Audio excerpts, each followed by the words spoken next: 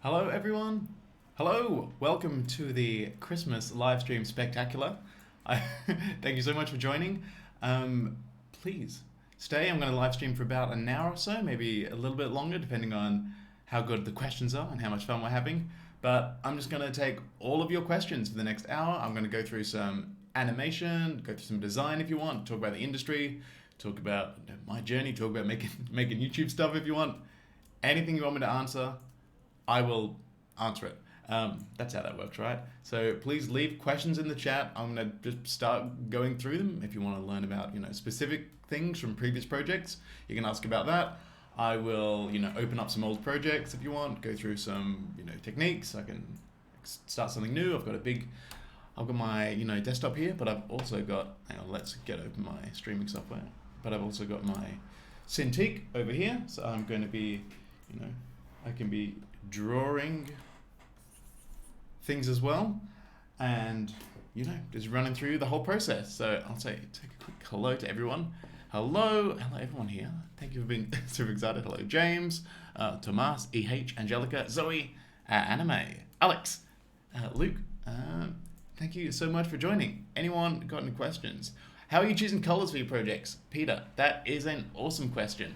Well, color, I think, is really hard to choose for projects. I think I suck at it. Let's go over to my front screen so I can explain this a bit better. But I find it really hard. It takes either a lot of trial and error. That's one technique. Second technique is eyedropping from other people's illustrations, which I've done. Everyone does. I think as long as you're not doing a very similar subject matter and changing it a little bit, no one cares. Often I'll see an illustration, I might eyedrop 3 out of the 4 colors on it and add a new one, and then often you get to the stage where, well, I need a green for what I'm drawing now, so you add a green into it and then you adjust the other colors so they kind of work, and I kind of use it like that. But a new tool that I found like 2 weeks ago that I've been using is called Chroma Color. Let's open up a new tab. Is it called Chroma Color? Chroma Colors. It's a website which generates color palettes via AI, and they've got an Instagram page where they sort of collate some of the best ones. And look at all these awesome colors here. I've used a bunch of these. This violet gold one I used for my Zach Frost illustration of the bean kicked in, and a few of these I think I don't know. These color palettes I really enjoy because they're kind of a bit unusual. They have these like fiercely awesome sort of goldy brown colors, which I really like, which I'd never choose or get to organically if I was just going through them in Illustrator trying to find colors. So awesome resource is Chroma Colors that I just found recently, and they're developed by an AI, so it's not really stealing, is it? That's how I view. Also, this is my first live stream, so please let me know, is the audio alright? Let me know if I start to really, pixelate or something. I'm not sure what I can do with that, but as long as you can hear and see the screens, it should be okay. Yeah. What other questions have we got? All right, let's go up here. Oh, who we got? We got Flynn in the house. Thank you very much, Flynn. Learned the live stream techniques from that man. And who hosts the amazing Adobe live streams. He's a host over there, so go to the Adobe APAC YouTube channel to see all live streams we've done together. Okay, awesome. Sounds good. Look at this. And also, I live in a very, in an urban environment, so you might hear some police sirens. You might hear some people screaming. It's all a part of the rich tapestry of the motion design life. Thank you for all the love for everyone. Someone says, Johan, they love me. Thank you very much. All right, let's go up. What are some more questions? How do you make to transfer your animation in Photoshop to After Effects directly? That's super easy. All right, I'll give a demonstration here. Let's go over to my Cintiq. I'm gonna make a quick animation. Let's delete this. And let's choose a brush. Let's choose this little brush here. So let's just make a quick animation. I'm not gonna try to make this fancy at all. Let's do 2 frames. Another 2 frames. Onion skin on. Okay, let's invert the background. All right, okay. So another 2 frames. Bouncing little ball, super loose.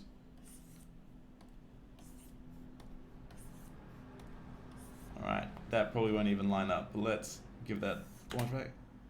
Beautiful. What an animation. That's going straight on the reel. Okay, so I'm using the plugin AnimDesign 2 for Photoshop, if you're unfamiliar with this toolbar down here.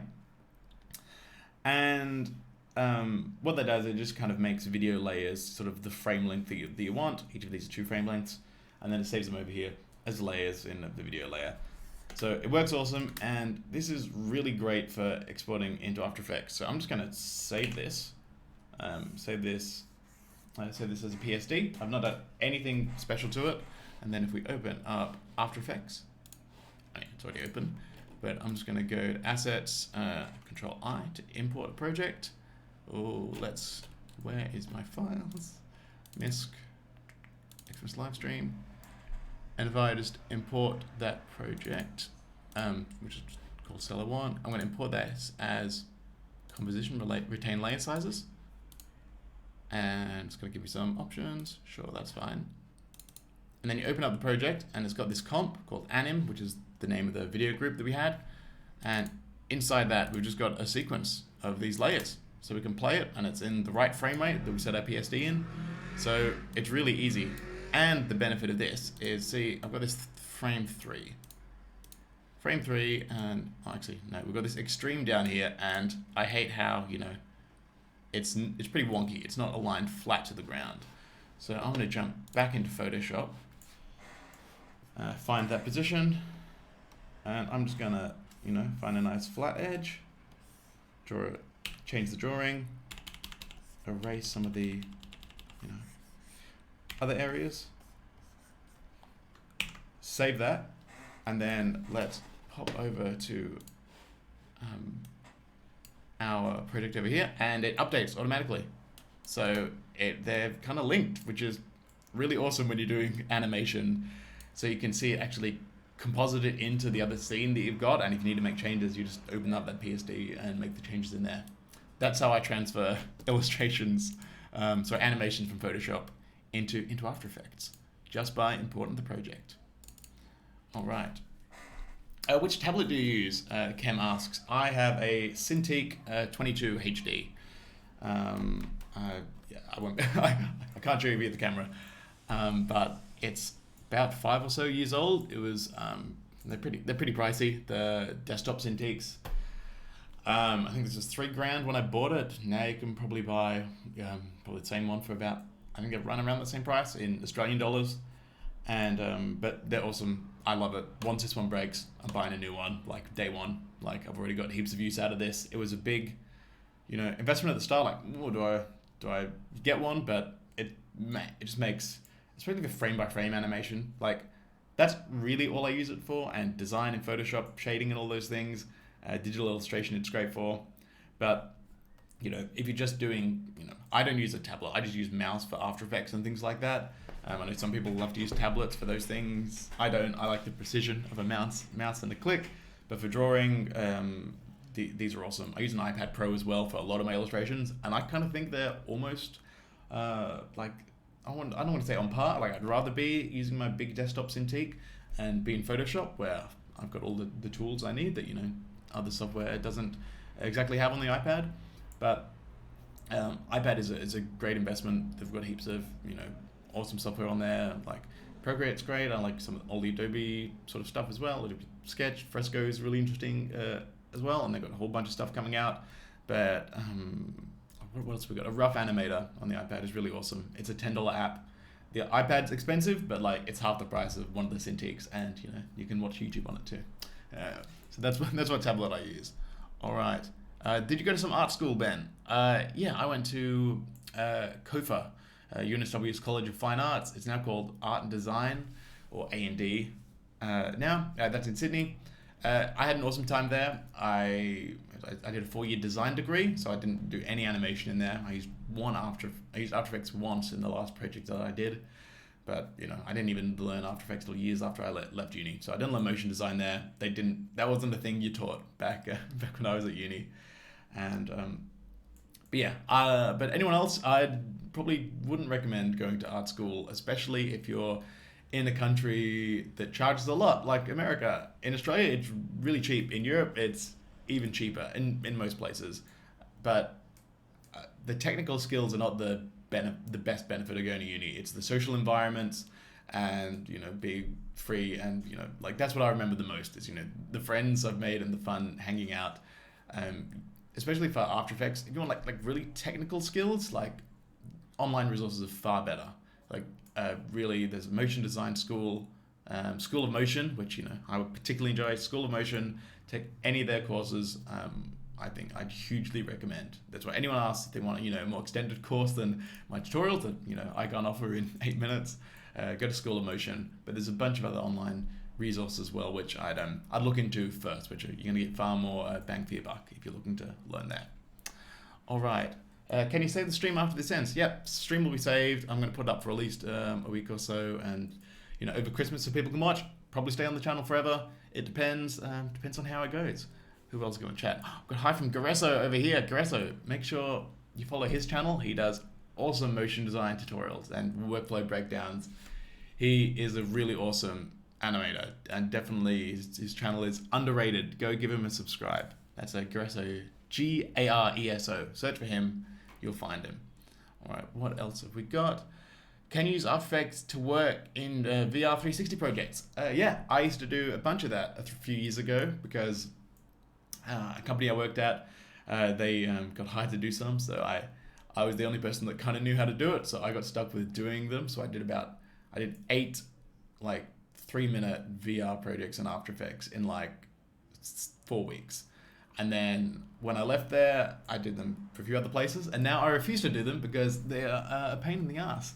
They take a whole lot of work, a whole lot of rendering, and it's such a new medium that clients don't really know what they want and understand the limitations, so there's a lot more back and forth than you imagine, and that's fine, that's fine with clients, but for me, I'm like, it's too much trouble than it's worth. My work isn't particularly 360 related, and it's kind of limited as well, because people expect, oh wow, it's going to be 360 VR, I'm going to be able to integrate, but really you're just watching a long video and moving your head from side to side, and you've got to really direct people where you want to look, and it's hard to get immersive experience, but you can do it in After Effects. I did it when there was a plugin called Metal, Mettle, but now After Effects bought them, so that's integrated into After Effects, and it's way easier to do VR stuff. 360 video, it's not VR, 360 video, but you call it VR to the client, so they think they're getting more bang for their buck. But yeah, it's integrated right into After Effects. It's a lot easier to do then, and it's definitely try it out if you're interested. It can be really easy, and it's a lot easier than you think to just get started, and you can have a lot of fun. What else have we got? All right, what headphones do you use? I'm using some Audio Technica. I don't know what these are. ATH Max 40X. I got 2 pairs of these. I just they're fine. They're great. I think they're like 150 Australian dollars. They do the job. I mean, I'm not an audiophile particularly, but the company, they sound good. They look all right. That's about it. Where you sell your animations? To clients. That's really, I don't really sell them online at all via any stores. Clients hire me. I make something bespoke for them. That's how I sell things. The Merlot says my gradients are stunning. Thank you very much. Thank you. Oh, we've got a question from Jesse. Do you sketch often? How did you get so good with character design? Yeah, I sketch pretty often. Not as often as I should. But yeah, I use the iPad a lot. iPad makes it really easy because now I can just do it on the couch while while I'm watching Korean soap operas and things like that, or when I'm in bed, things like that. I don't have to be at my desk with paper and get things out. It's really easy to draw. So I find having tools that remove the amount of friction between doing something really help me actually get work done. I wouldn't say I'm that great at character design. I mean, my characters that I design are mainly just objects with a face on them, and very, very few have limbs or arms because they're hard, and a character animation is really tricky, so I don't do an awful lot of that. A lot of my animations have characters because I think it's, putting eyes on something, and a face gives you something more to react to and that you can relate to. Like, so instead of just being, oh, that's a a carton of milk. It's like, no, I understand that carton of milk. It has eyes. It has a personality. It's like me. I can see myself in that situation. Would I like it if, my insights were being poured out into someone's coffee? That type of thing. That's why I put faces on stuff. But also, lots of years. Like I started studying at uni 10 years ago now. So, and since then, and then before that, obviously just drawing way more often at school.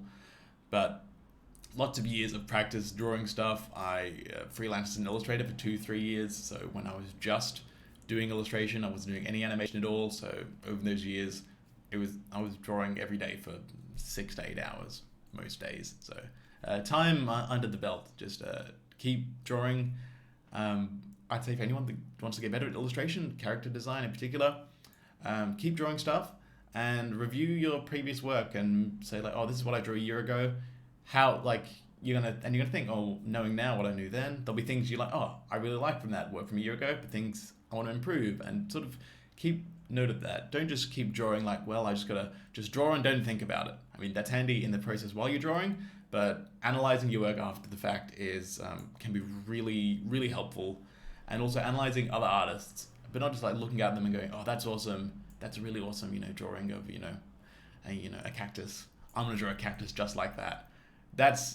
You're not gonna get many places doing that. You can do like master studies, that's what people call when they sort of recreate the old masters, Michelangelo and Da Vinci, and they just try to recreate their drawings. And I think can be a really awesome exercise where you can see, how they captured that lighting, how you did this. That's more digital painters and artists can do that. And you can do that within Illustrator as well. So you can figure out, all right, how exactly does Macbeth get this sort of stippling effect, and go through and figure it out. But when you do that, don't post it on social media as your own work, because you're going to get called out, and definitely don't claim other people's ideas as your own. But what's really helpful to do is you can try to figure out that stuff. But you can just look at them and go, I really like this artist's work. Why do I like it? Because liking something happens, I think, at a more deeper instinctual lizard brain level than, like, oh, well, this has got the colors I like and the shading I like. So find something that you like and go, what do I like about? Oh, I like that there's characters in a position where the story's about to happen to them. So there's this feeling of anticipation of what's going to happen next. Or I really like this deep, dark shadowed shading in this, because it gives a certain mood. And just find the elements of what you like about some people's work. And then you're going to like 100 different artists or so, or even if it's just 10, and you analyze the best thing you like about each of them, and then you go, all right, well, this is what I really like in other people's work. How can I combine that into my work? And that's probably going to happen naturally as you see people's work, but that's something I definitely recommend for someone wanting to improve their design and illustration. Analyze people's work and extract the elements that they like, and really understand why, what gives you that sort of feeling of, liking someone's work. All right, let's more questions. Oh, a quick one here from Tom Moore. Best way to find potential clients. Awesome question. Buy the book Freelance Manifesto by Joey Corriman. It was the thing that kickstarted me in my freelance career.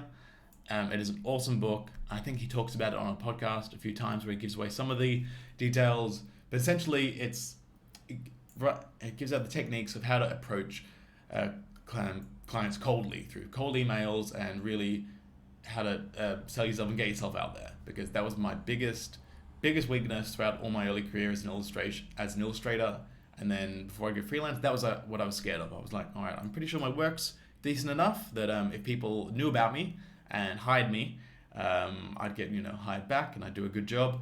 But getting people to know about me, that's so hard. It's so hard to just put yourself forward, because I'm pretty neurotic, anxious person when it comes to that type of thing. But in that book, Freelance Manifesto by Joey Corriman, Koreman, he outlines techniques for that, for like searching people essentially in your area, because there's hundreds, thousands of companies in your city. Well, depending on your city. In Sydney, there's thousands of companies that are design studios that you'd never heard of. You hear of the big few studios and the big animation studios, like in Sydney, there's like Buck, Mighty Nice, Never Sit Still, are the big, the most known animation studios, but there's thousands more that hire motion designers. Also, one thing that I'd recommend is go on job sites, if you can, more creative job sites. Like in Australia, we've got theloop.com, but Behance or anywhere, and just search for jobs and set up a reminder to get weekly jobs that require graphic design.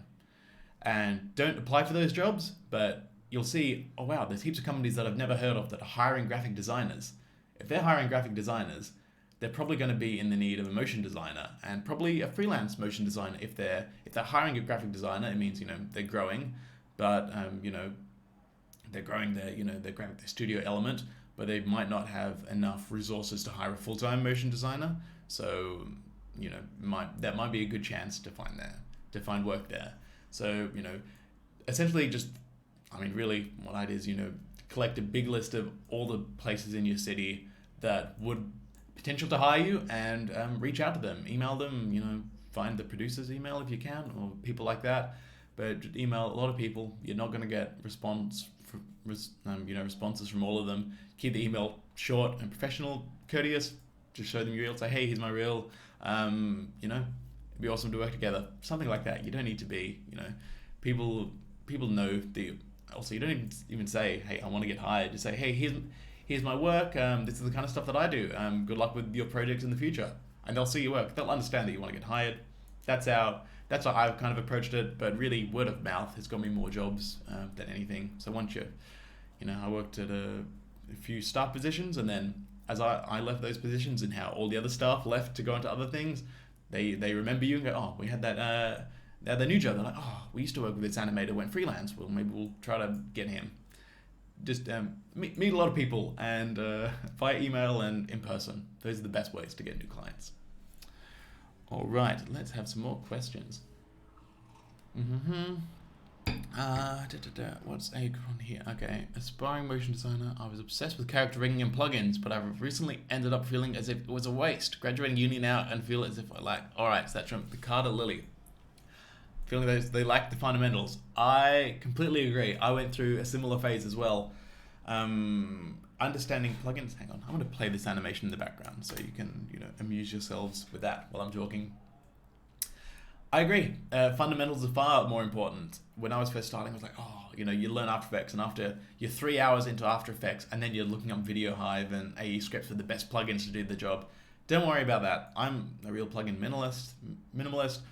All the best animators I know don't really use an awful lot of plugins. We use some plugins to speed up our workflow, but really, if the plugins are doing the animation for you, that's not great, because when there's feedback from the client and you're like, the plugin makes it like this, I don't know how to change it, that's kind of trouble. I kind of think that you should be able to know how to do what the plugin's doing before you use that plugin.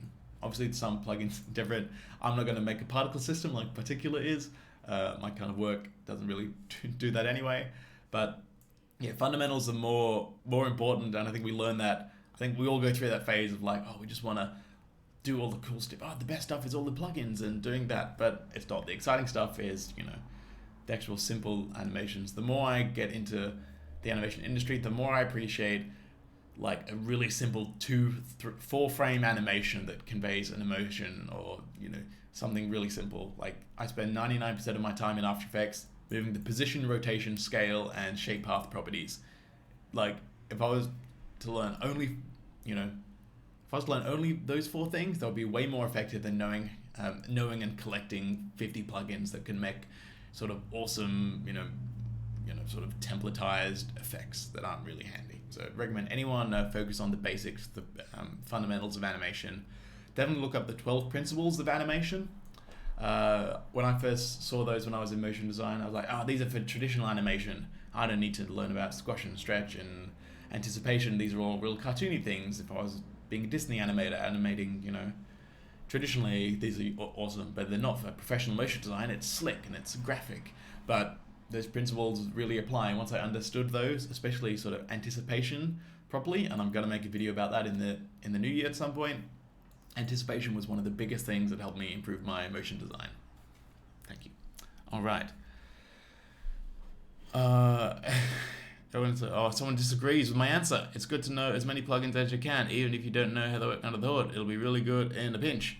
I disagree with you disagreeing. Some plugins are awesome to know in a pinch, but I kind of think the time you spend learning those plugins are best learning the fundamentals. They're like, I found as though it's like in a kitchen, like they say you shouldn't buy, objects that only do one thing. if you understand how to use a chef's knife and a paring knife, and I don't know what other chef things people use, that's all the tools you need. I've also buying plugins. It's like, well, I'm buying a sous vide and a blender and a smoothie maker and all these things, and suddenly your kitchen's full up with all of these things, and and they're quicker at doing that one thing. Like if you want to make a smoothie, you go to the smoothie maker. It'll make it quicker than you can the other way.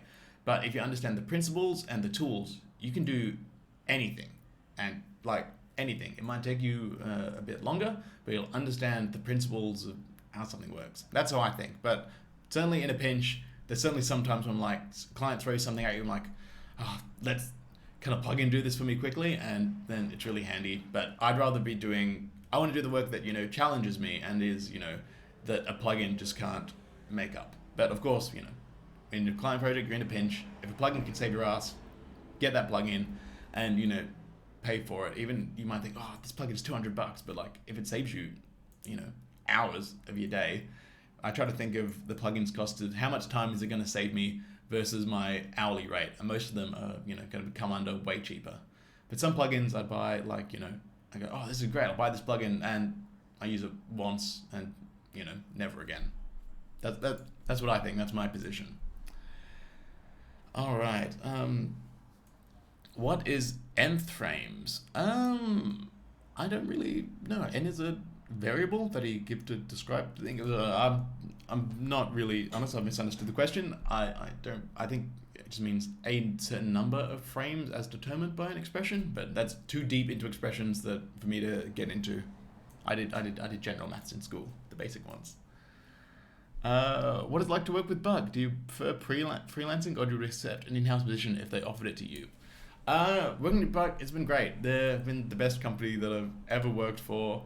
Mainly because of the environment. Like, obviously the work is really good, but just the art direction, the creative direction is really empowering, and they give you enough time to do awesome work. That's what I think the different factor between them when you compare, the really top tier studios to other studios that, the ones that make really awesome work. The main differential is time. They've obviously built up, to have more time, you need to be able to charge more, and to be able to charge more, you need to have a big back catalog of awesome work. So they can demand high budgets from clients, and clients know they're going to get the best out of there, which means they get more budget to spend on a longer time for the animators. So it was really freeing to actually have time to experiment and find the best solution to a project, not just, all right, I've only got 4 hours, I don't have any time to come up with ideas. My first idea has to be my best idea. And that's almost never the case. So it was really awesome working there. I like freelance too much. I wouldn't accept a full-time position, mainly because I really want time to do focus on YouTube stuff and make this more of a career for me. Because I think, oh, I'm this close. I'm this close to making it pretty profitable. So I'm gonna give that a go as much as I can in the next year. It's gonna take a lot of work, and I'm planning on upping the stuff I'm doing, but I like the freedom and flexibility of freelance too much at the moment. 18 months ago, I would have, ripped their hands off when they offered me a job, but, not today. All right. What? Someone says, I feel really intimidated now. No, anime game creator, don't feel intimidated. It's all right. It's fine. We all started. Everyone was crap when they started. Everyone started. We all had to go through it to get better. What are some other questions? Whoa. Going too fast. All right, give a simple example. Flow saved me hours of days ever since I bought it. Completely agree. I use Flow. It's awesome. You'll see it over here. That's one of the best investments of plugins I use. But it's these are kind of the plugins I'm talking about. These are fine. I have Flow, EaseCopy. These I think are great because they're not really doing the animation for you. You're deciding, well, I want these easing values. You can edit it like it's the graph editor. Those things. These aren't the evil plugins. The evil plugins are, I don't want to say no plugins are evil, but ones that, take over and do more of the job for you. But I think really understanding the graph editor is great, and Flow is a plugin that helps visualize that and is an awesome tool. Completely agree with Flow.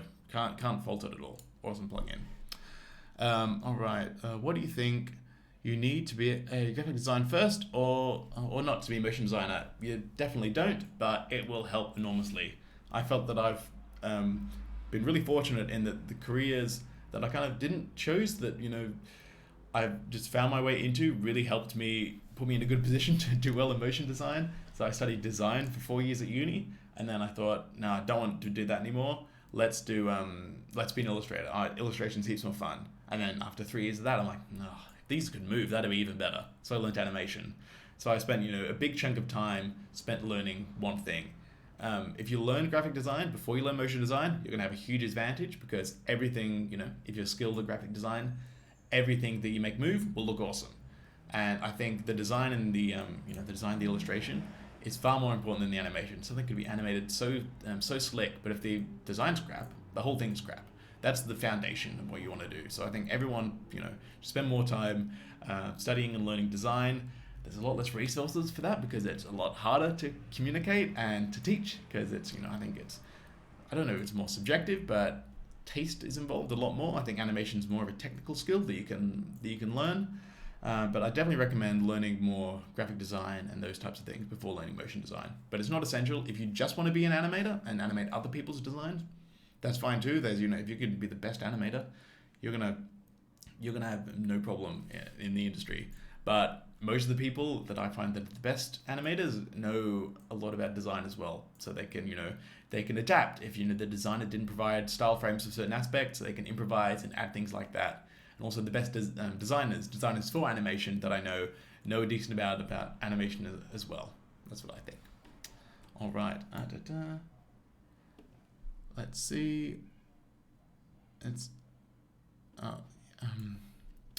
Element packs of the future, it seems. Have you seen Infinity Pack? It's on video. I haven't seen Infinity Pack. I think I'm familiar with these packs. They're the kind of things that I'm like, are these the things that aren't that great for the industry? I mean, they're useful, they save you time, but they're just like, let's just get someone else has made these animations, let me just chuck them into my thing, and then I made this.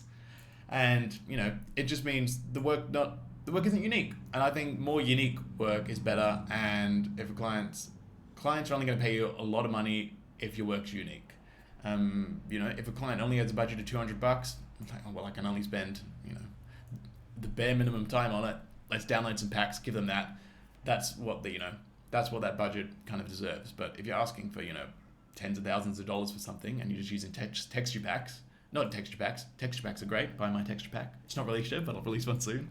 But packs that have all these combined elements and pre-planned intros and outros and stuff like that. I'm not sure if that's the pack that you're talking about. That might be different, but there's a lot of these packs of 50 Instagram story templates and kind of templating things. I don't think are great. To be the most valuable thing that you have as an animator and designer to everyone is your own unique view and how you would approach things. And that's more valuable than learning how to use a template pack, because someone else can do that better and cheaper who's in an area of the world that has a lower cost of living. They can do that cheaper than you. That's going to be the first thing that's automated. So if your only skill is being able to add templates to add templates and manipulate them for your client, that's dicey territory. For the long term of the industry, I think focusing on being able to come up with an idea, provide an execution that is as best it can be for the idea is going to be more valuable. It's going to be harder for machines to do that in the future. I don't think it's impossible. That's going to happen eventually. But that's why the work I like the most is you don't see those templates on Motionographer. All right, let's have a look. I'm gonna go back to the bottom. How is that ice cream gradient made? All right, I can show you that. Let's go into. All right, let's go through. Where are we at? Sparkles, pen tool, ice cream. Let's go into him. This is how I did it. My second tutorial I ever released was using gradients, and I had to animate gradients. I've since done another tutorial, which is another method, but this was how animating this ice cream was how I first discovered it. Okay, so if we look, it's got, these gradients are kind of, moving. If you want to talk about how I actually designed them, I did these in Illustrator with the gradient mesh tool. And what I have is, let's find these gradients. Where is these? Sorry, this is the day when I didn't, I burp when I'm nervous. When I didn't label my layers so well, so ignore these. Okay, so I've got 2 layers of ice cream here. I've got these yellow ones, ice cream and ice cream 2, beautifully layered. So I'm just going to solo the first one. So this has, a bunch of gradients that I've made in the gradient mesh tool. I just had, that color palette of like, 5 colors and just sort of blobbed randomly till they looked awesome. And then I've got another layer where they're slightly different. And how I animated those is I've just sort of used what have I got here? A blobby matte. So I've got a matte here on top, which is just let's solo this. So this is a green layer that I'm using as a matte, and I've got a turbulent displace effect. I've drawn some masks on there because I only wanted to cover up certain areas of the ice cream. So this is kind of just revealing one gradient in these certain areas. So when we hide this one, you can see that we can see these mask shapes. So around that, they're just kind of moving and revealing the different gradient underneath, which kind of gives a bit of a cool shimmery gradient effect. But I've got a tutorial for that. It's called animated gradients. It's the second one I did. There's an egg and a sperm in the thumbnail. You need to see it. Is this live stream going to stay on YouTube? Yeah, this will stay on YouTube. Who are some designers and animators who you think are killing it in the game right now? All right, so teaser, but for Thursday, on Boxing Day, after Christmas, I've got a video coming out which is a review of the best motion design and animation of the year so far. So I'm gonna break down some awesome animation that and work that I really thought kicked ass this year. But really awesome animators, Harry Bolero. I'm gonna write his name in the chat so you can. Actually, no, I'm gonna pull up his work in Google. That's where you can see it. He's been my favorite animator this year. I only discovered him, Harry Bolero. And he animates and designs everything in Blender, which is really awesome. Let's pick up some of these good stuff. And it's just really fun. Has heaps of personality. It's like, I don't like 3D stuff. I don't normally connect with, but this is such awesome, fun animation and style that I really love. With that, who else do I love? Also, my buddy from Buck, Manu Korea Soto, just posted this awesome personal project yesterday. You won't have sound on this unless I can turn on my desktop audio, but this is just kick-ass. I really love this. He's an awesome motion designer and animator. He's killing it. He's on to look out for. But all the cats at Buck are awesome. If I start naming all of them, one of them, I'll have to name all of them, so I won't do that, but every one of them is sick.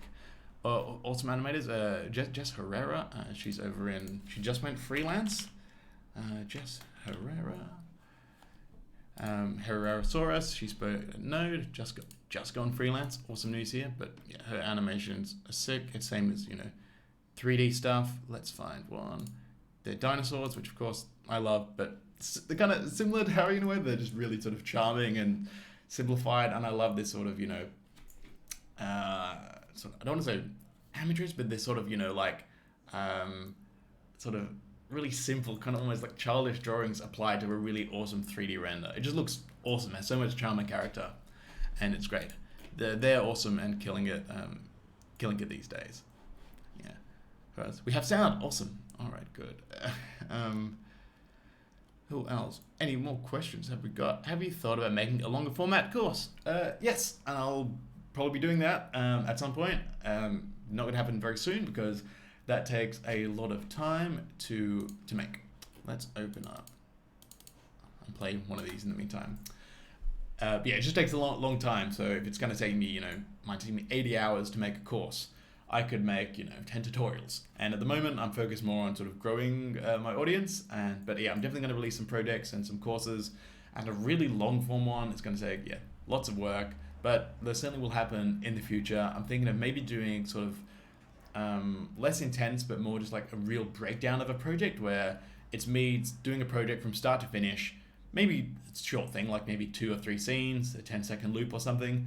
But it breaks down the process from actually just creating the idea and the concept, sketching it out, to designing it, to animating it, and just screen recording it, and me just doing a voiceover of every design decision that I'm making. I thought that might be really valuable, and sell that at lower sort of medium price, not as much as a course, but more than a texture pack or something like that.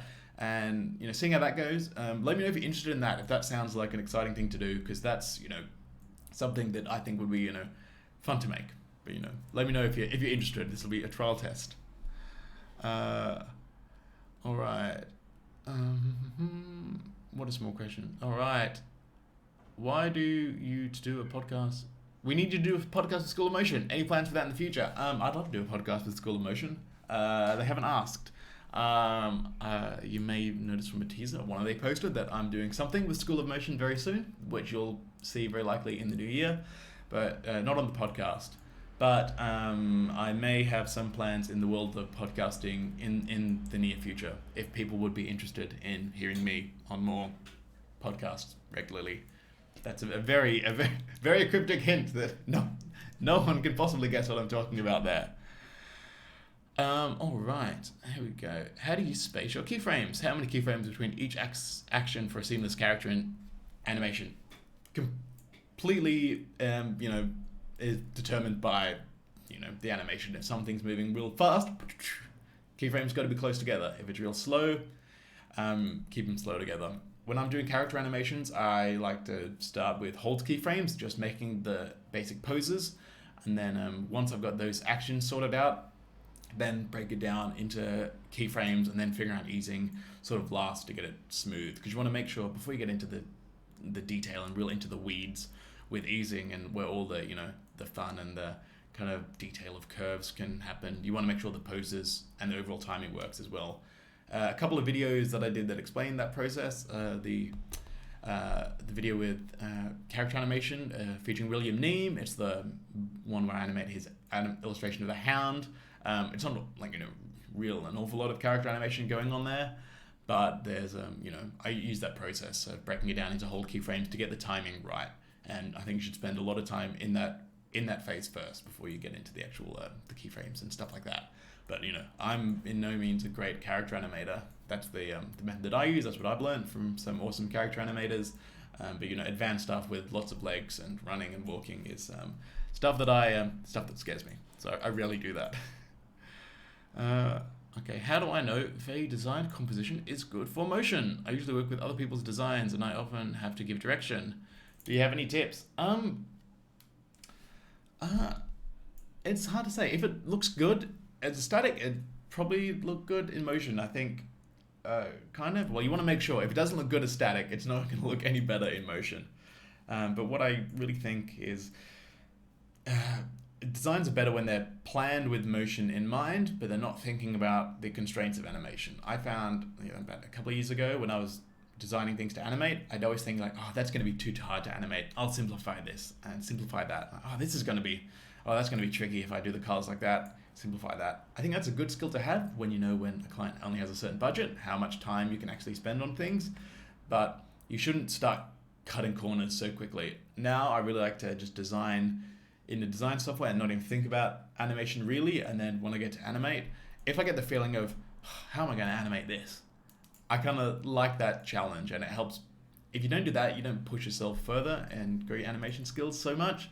So I kind of like that sort of process now. Giving direction of how to improve people's design is pretty hard. I'd kind of make sure the composition feels balanced. That there's the colors and the values of the contrast work really well, but it kind of also that you can follow the most important thing. Often we'll design something and put it into an animatic and send it to the client, and they're like, it's too busy. I just want people to know, click here. That's all they want to know. Most clients, all they want to know is what they want to say in their product is, buy our product, click the website. That's all you need to communicate. And if you're doing all these crazy transitions and sell things, and that moment of, here's how this thing works, or here is where to click, what to go from here. If that gets muddied by all the cool stuff that you're doing, the project isn't a success. It needs to, fulfill the client's needs, which is to do its job. So as long as the idea is communicated quickly, that's the most important thing. It doesn't matter how flashy or detailed the background is the idea communicated? That's the essential thing you should focus on. So make sure that's the focus of the design, and that's maybe considered into how it would animate. That's what I'd recommend for that. Ben Mary, do you use Pinterest? Yeah, I use Pinterest. It's awesome for collecting reference. I only kind of recently, in the last year or two, started using it. I don't use it all the time because, I kind of think that's not the great place to start from a project. I think if you get a project and you're like, all right, let's go onto Pinterest to see how this is going to look. You should that's not the best way to do it, because, you know, the work's only going to end up more derivative. You should at least spend time first figuring out how you think it should look and getting ideas outside away from the internet. But then if you want, you know, examples and resources to show the client of like, oh, to build a mood board, Pinterest is awesome. Being able to search by similar things is great. That's a really fun and really useful software. How long have we been streaming now? We've been streaming 45 minutes. All right, excellent. Okay, all right. Crimean the troll. Someone's trolling? What's the name of the plugin you're using? The one on the right side of the screen, one with the yellow boxes. That's Flow. Flow is it's an awesome plugin. It's called Flow. Oh, people have answered that in the question. Ignore me. Thank you guys in the chat. You got my back. All right, I should trust you. What do you still want to learn? Okay, so what I still want to learn, what I'm focusing on this year and kind of last year was learning how to present myself better. I haven't spent an awful lot of time learning new animation skills and design skills this year. I want to focus more on presenting my work, being able to communicate effectively, and I think I've gotten a little better at doing that, but that's what I want to focus at this year. But with animation, cell animation and character animation, probably cell animation sooner, mainly because it's just really fun and it gives your work something a bit extra. And the more I learn about cell animation, the more it's improved my actual, you know, 2D After Effects animation. And often I'll, you know, whip up a rough in Cell really quickly and then use that as a guide to animate the keyframes and make it smooth in After Effects. So that's what I'm going to focus on in the near future. And character animation, because, you know, characters are great, but it's hard and tricky. So, you know, that's in the longer term. And I've been more tempted to try 3D as well recently, seeing stuff like Jess Ferreira and Harry Bolero. And yeah, you know, I'm like, that looks kind of fun. And that Harry does it in Blender is really exciting because I'm like, that's free software. Cinema 4D is really expensive. And I don't know if I can contact them and say, hey, just give me some free software so I can make crap stuff for a while. But 3D is intimidating because I know my work will suck for a long time. And, you know, that's, you know, it's not fun to go back to that stage. I'm like, I want to, you know, I just want to make fun sell things. That's at the moment. Which 3D package are you using for motion design work? None. I don't do any 3D. How many hours do you work a day? How do you keep motivated? About 8 to 10 at max sometimes. And I like to structure, especially because I'm working from home as a freelance. You know, I start work at 8, 9, finish at 5-ish. Sometimes I'll, you know, and then sketch for an hour or two on the iPad at night, maybe. That's kind of how I structure it. It's been pretty good this year. I haven't. But in my staff positions, there were some late nights. I did a 26-hour shift once, and that was not fun. So I'm glad I've got that behind me. In some studios, working late is just part of the culture, and it's hard to get outside of that. And, you know, every once in a while, that's fine, as long as, you know, you understand, you know, why you're doing it and that you're being rewarded. Like, you know, you're getting time in lieu or time off in exchange for that. Working unpaid overtime is bad, and, you know, the employees, we should take back power, seize the means of production. That's what I say. How do I keep motivated? Having a 1-week deadline for every tutorial is quite the motivation. A deadline is the best motivation at all, really. Knowing that, all right, I've got one thing that I've got to get out this week, and, you know, that's a self-imposed thing, but I think stating that publicly, and I've got this, you know, promise to the audience that I'm going to deliver that, really helps me. Like, rarely I'm thinking about, what do I do? What do I even draw? You know, like, I do think of that sometimes, but now I'm just like, all right, let's get the tutorial. I've got a big list of all the tasks that I need to do for it. I need to script it, I need to design it, I need to do the thumbnails, and I know which order I do them in, so that keeps me on track. I find self-discipline, willpower is very feeble, so discipline is a harder trait to, you know, it's a more useful trait to cultivate and to actually do stuff. All right.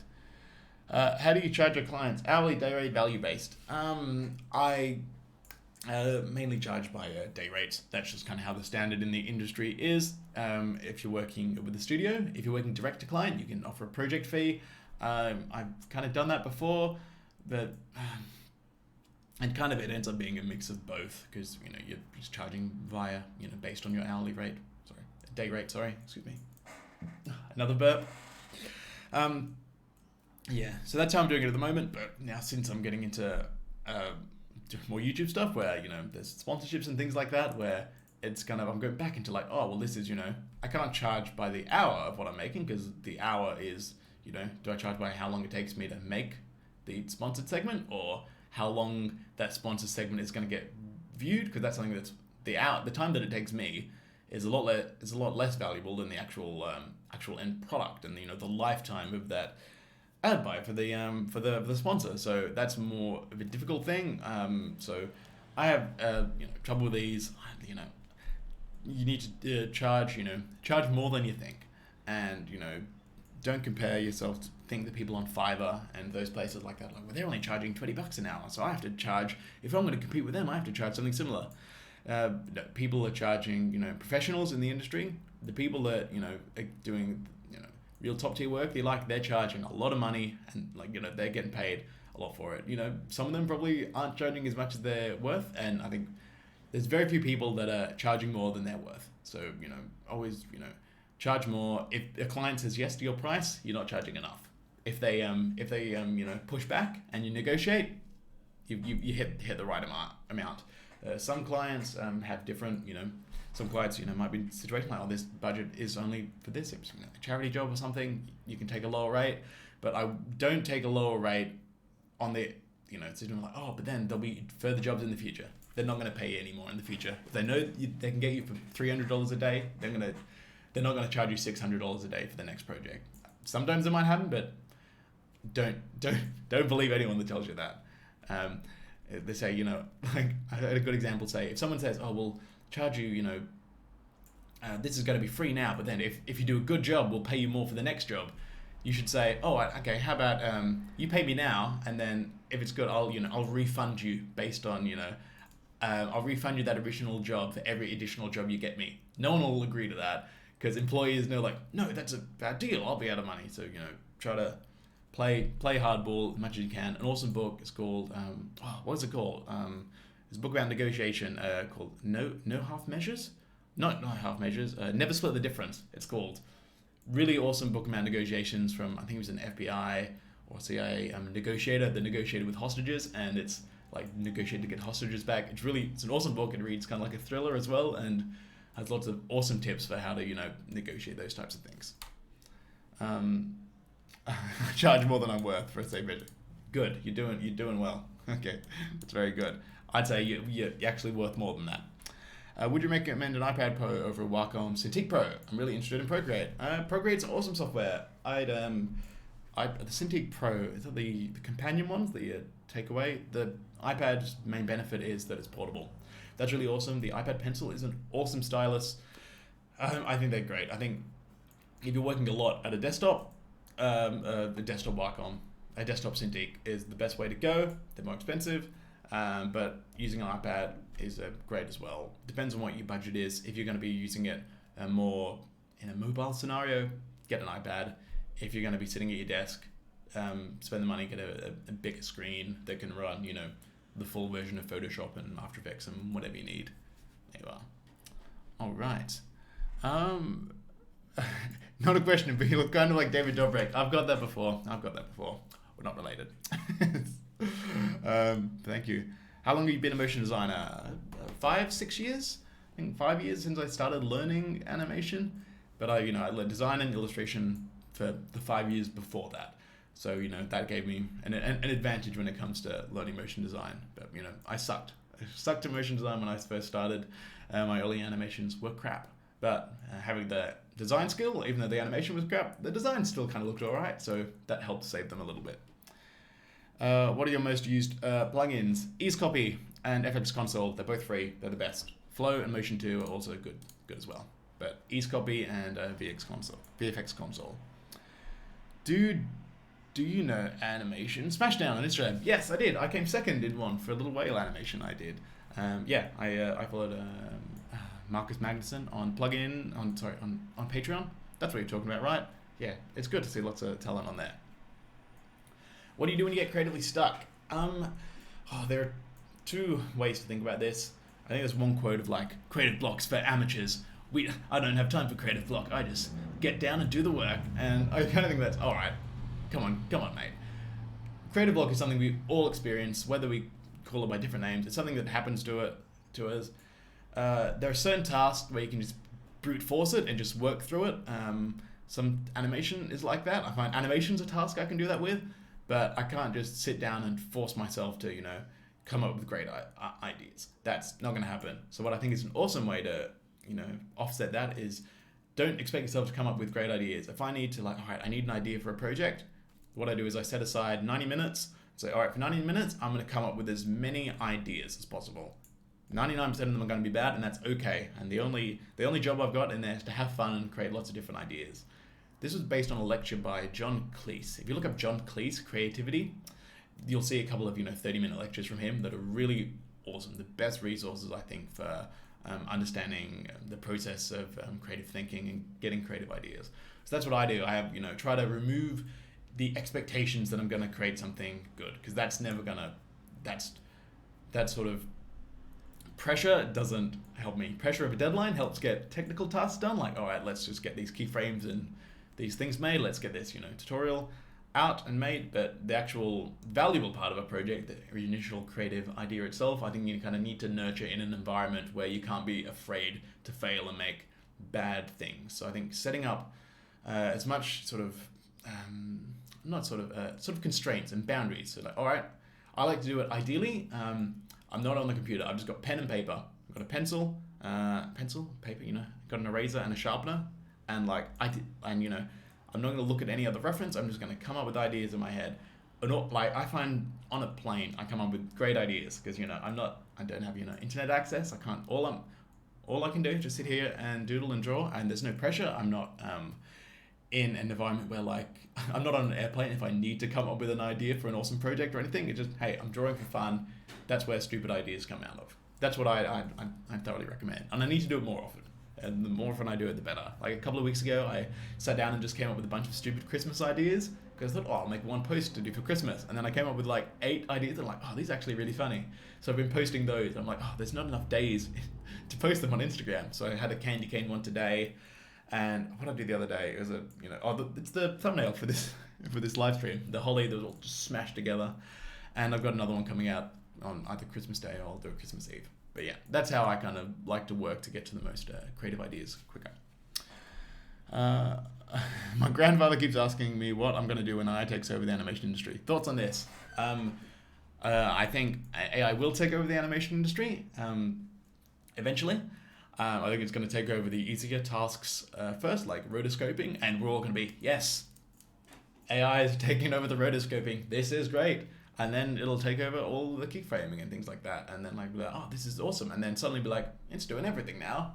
What am I going to do?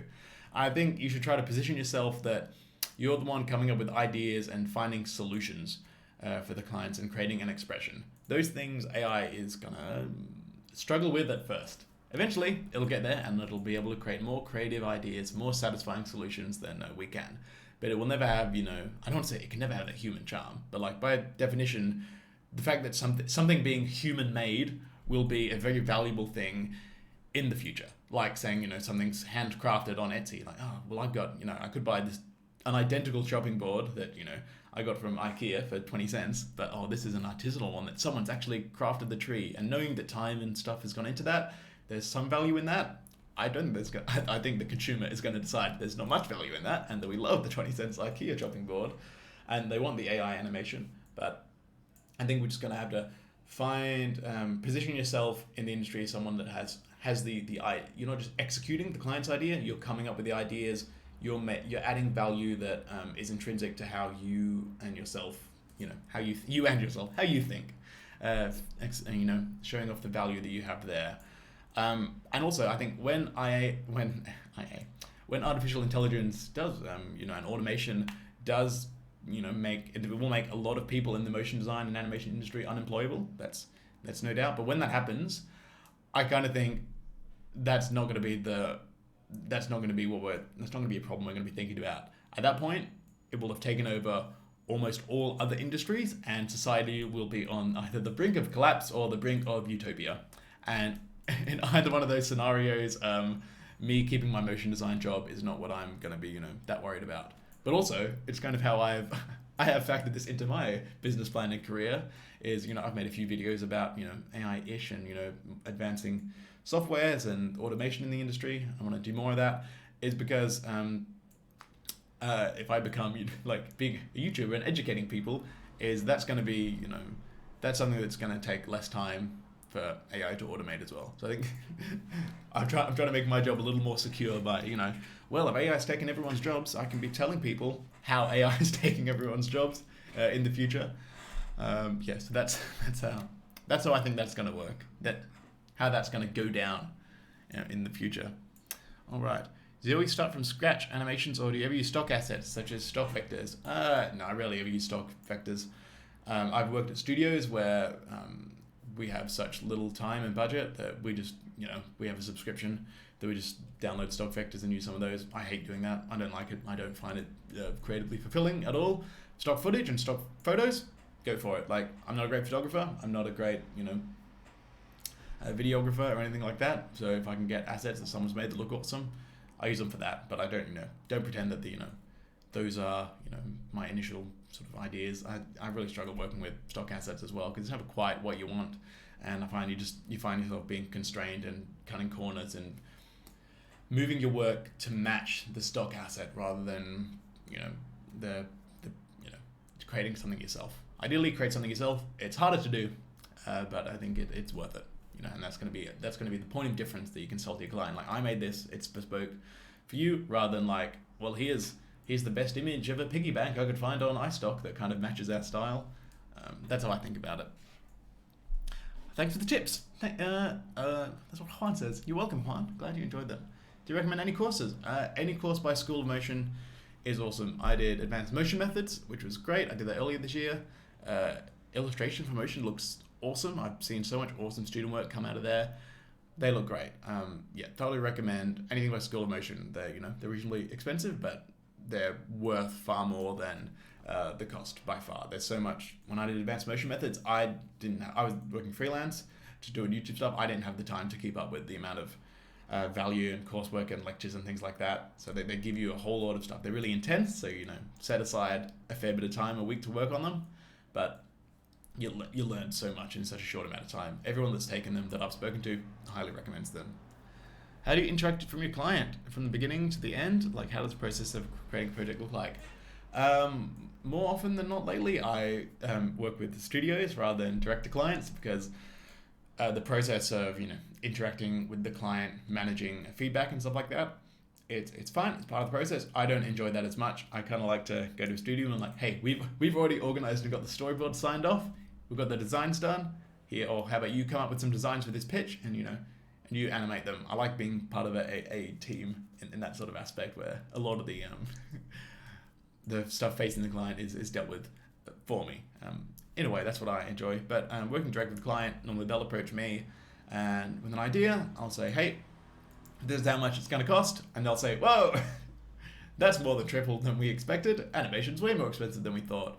And then I say, all right, well, because they'll often, well, we want an animation, we have about $1,000 budget, these are kind of animation references we like. And then they'll send me giant ant references and Oddfellows and Buck. I'm like, okay, well, take a look at the credits of those animations that you've seen. There was 20 people that were involved in that animation, and that would have happened over 3 months.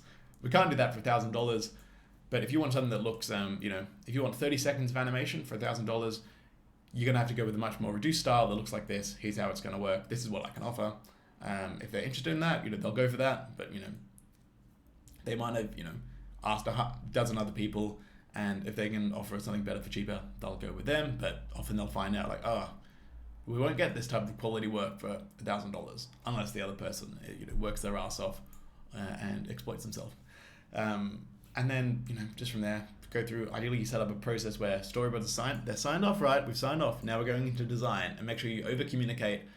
Once we've done the storyboards, once we're in design, we can't go back and change the storyboards. Do that as much as you can. There's going to be changes. All the projects I work on, there's always, some little design changes at the end. But as long as you communicate, well, if we want to change the storyboard now, we're already into animation. That's going to take a lot more time and therefore more money if you want to change that. As long as when a client comes back with changes, if you can communicate, yes, we can do that. Like, immediately or say, yeah, of course, we can do that. But it will take more time and more money. Like, that change will cost us $800, or we can do this $200 change, which will solve your problem, or like a client will soon realize that their feedback isn't that important if it's going to cost them $1,000. Sometimes it is, sometimes it's good feedback. I'm not saying all client feedback is useless. A lot of the times, clients make the projects better. They really do. And they know their needs a lot better than we do. But sometimes, like, oh no, we really think the female should have her hair tied up rather than tied down. Like, well, we've already animated and rigged her. That's going to take an extra 3 days. We're going to have to hire, our freelancers, day rates, $600, $7 a day. That's going to be, $2,000. Sorry, $2,000 extra on top if you want to make that change. And then they're going to realize, oh yeah, no, it's fine. Hair down, it's fine. All right. Do you know how much about the motion creative program at Hyper Island? Any thoughts? I don't know much about the program there, but I've heard it spoken a lot by people that really know what they're talking about in the industry, and they speak very highly of it. And some good work has come out of there. So it seems good to me. I haven't looked too much into it, but it seems great. Seems great. Okay.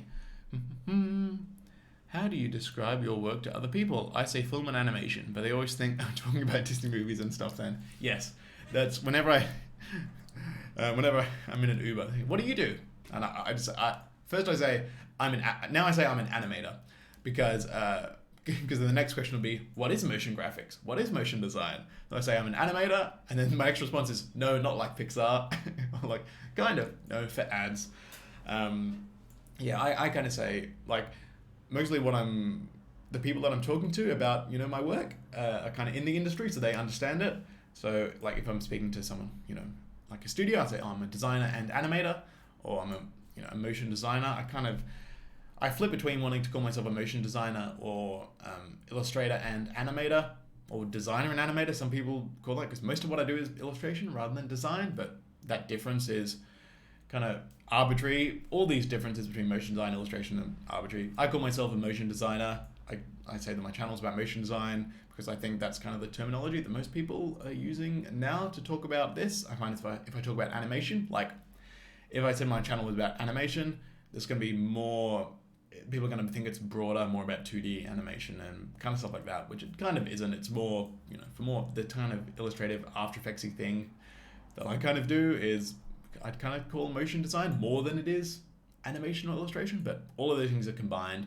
Depends on who you're talking to. If you're talking to, your relatives at Christmas, say, oh, I'm doing some animation on the computer. I guess it depends on what people expect, but there's going to be follow-up questions regardless. Regardless of what you say, there's going to be follow-up questions, so you're going to get to it eventually. So that's how I handle that. I like your style. What are some different ways you can advertise your skills, begin monetizing your skills? Put together a show reel. I'm going to do a video about how to, the best things to have in a show reel later this year, or next year at some point. But yeah, a show reel is the best tool to show off your skills and email that to potential clients. Put your work online, make an Instagram, put your show reel on Vimeo, and just, show it off for people. Go to, forum, subreddit, say, hey, here's my work. I'd like some feedback. Or, hey, I made this. Say, hey, I made this. What do you guys think? But yeah, to start monetizing, you need to, get your reel in front of clients so they know what you can offer. And don't be, even if you're beginning, if you're a beginner, your reel's going to have beginner content. That's fine. Like, people need beginner animators, studios, and a lot of studios want junior and beginner animators because they can, they can nurture them and grow them and, mold them into making the work that they want to make, and they're cheaper. And, that's important as well. But, just put together your best work. Quick tips for making an awesome show reel. Make it 30 to 60 seconds. It doesn't need to be over 60 seconds. You can push it over a little bit. My first reel was way over a minute. That was a mistake. And just put the best work in. Doesn't matter if it's personal work. And only put work you want to do more of in. If you're just beginning and you're worried about not getting enough work, put in more corporate, boring stuff that, people can imagine their own products being involved with. But yeah, make it quick. Put in your best work. Doesn't matter if it's all personal work. No one really cares. If they're hiring you, they just want to see you can execute the stuff. That's what I think. Would you consider doing a reel review or monthly things? Yes, definitely. I'm going to do a show reel sort of tips of how to make an awesome show reel, and then I'll do a show reel review maybe a couple of weeks after that. And I would kind of love to do a monthly sort of series of, critiquing people's work and doing stuff like that. So let me know in the chat if you kind of think that you'd be interested in seeing that work and submitting your own work. And I think that would kind of be valuable if, you can see, here's someone's work, here's what I would do to improve it, and that kind of thing. But, I'm definitely I'll try that a couple of times this year.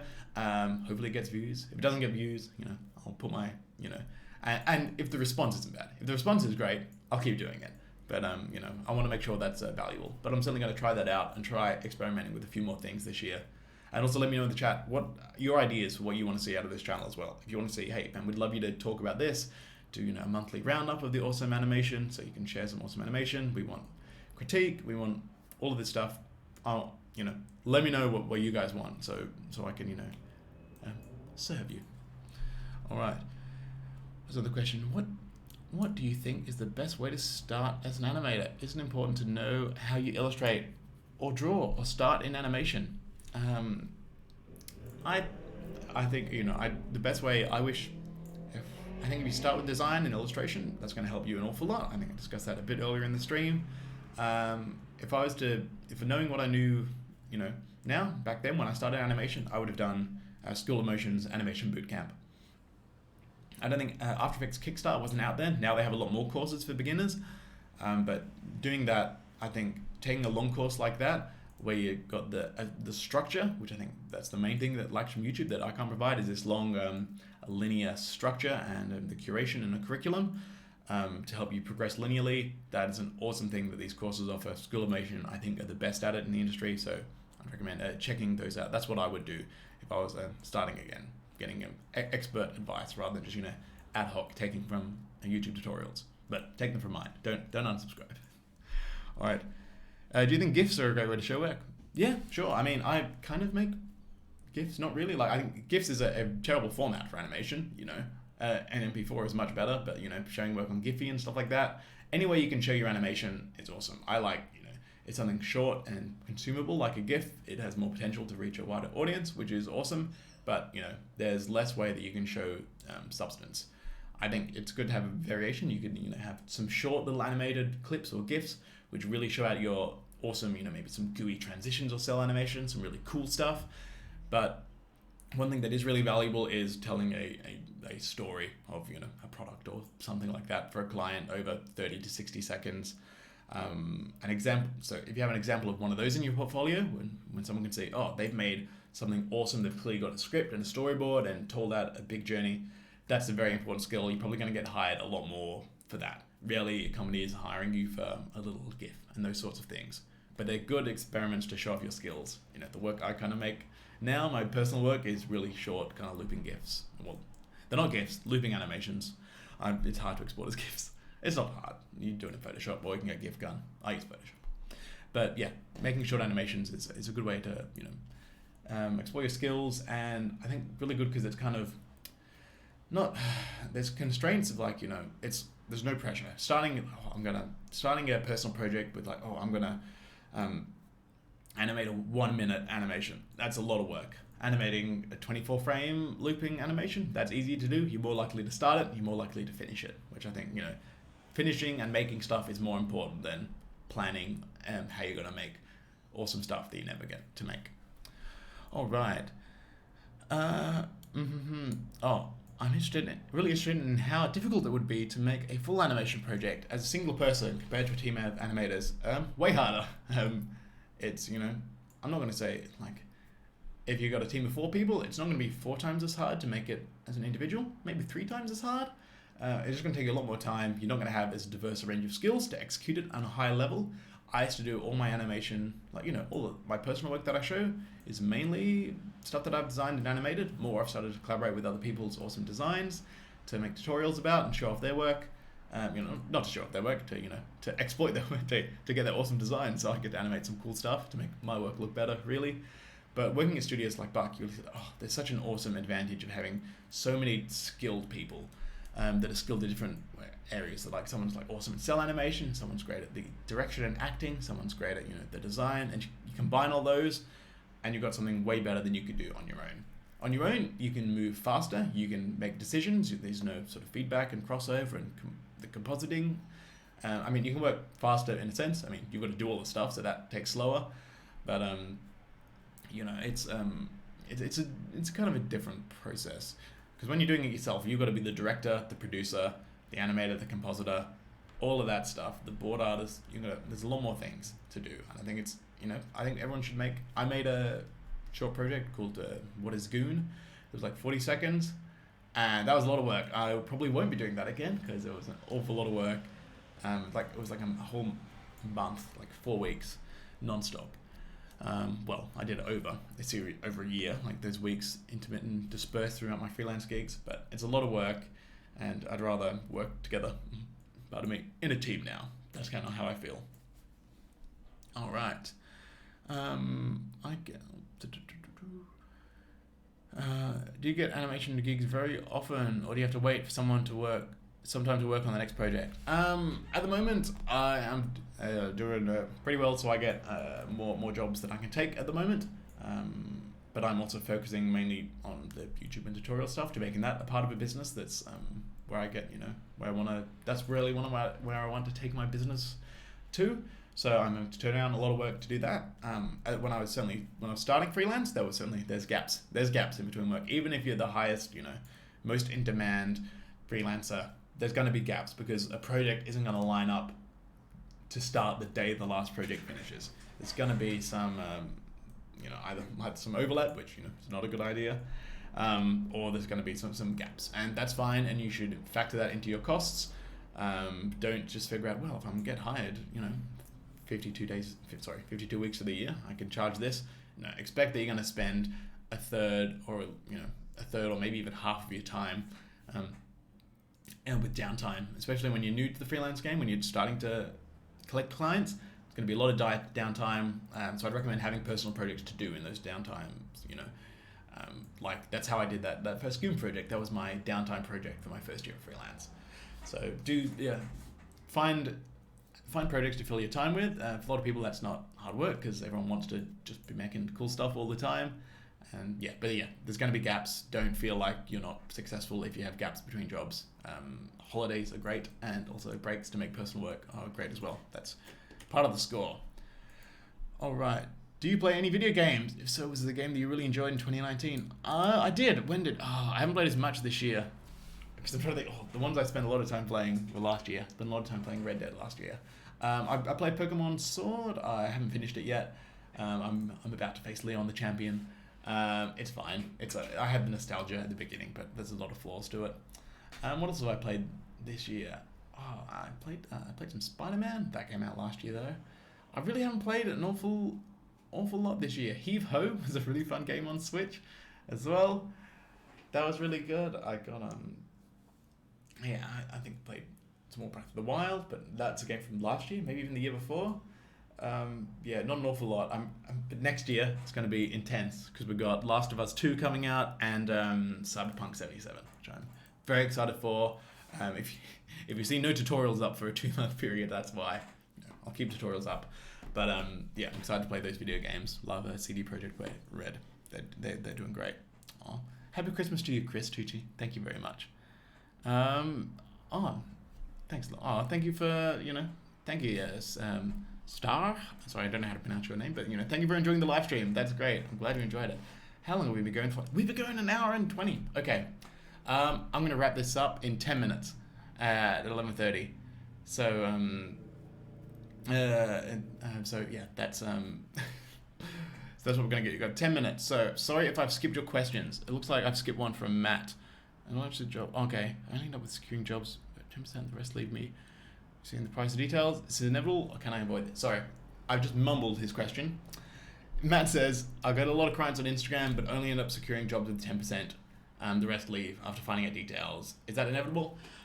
The clients I get from Instagram are probably, a lot of them it's people, hey, can you animate my YouTube intro for free kind of things.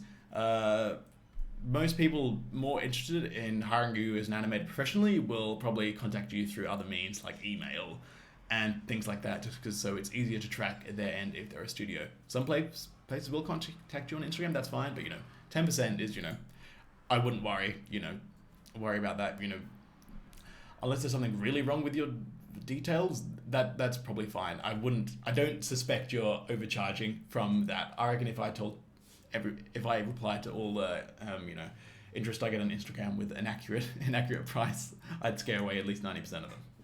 That should be fine. Oh, thank you, Chepo. That's awesome of you to say. Where do I live? I live in Sydney. That's all you're gonna find out. Greetings from Colombia. Oh, wonderful. Thank you very much. Oh, Colombia. I very much enjoy Narcos. The animations I do are short and simple. Only takes a couple hours. Awesome. But see what you do if you had, what would you do if you had 40 hours to do an animation? What would you do then? That's interesting, exciting. How should a start freelancer get clients? How should we price our work? Buy the freelance manifesto. That'll answer all your questions. Price your work based on the day rate of people who live in your city and at your skill level. That's the best way to do it. If you can pay yourself for stuff online, you're going to be people charging way more in different industries. You're going to have people charging you way less in countries with lower cost of living. So figure out what people are charging in your area. Ask freelancers.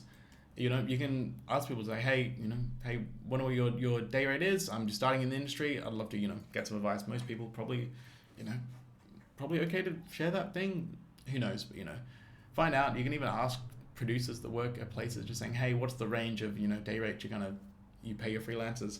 They're probably going to tell you a decent range, and that's fine. That's how I do it. Or how do I think you live in the UK? I am British.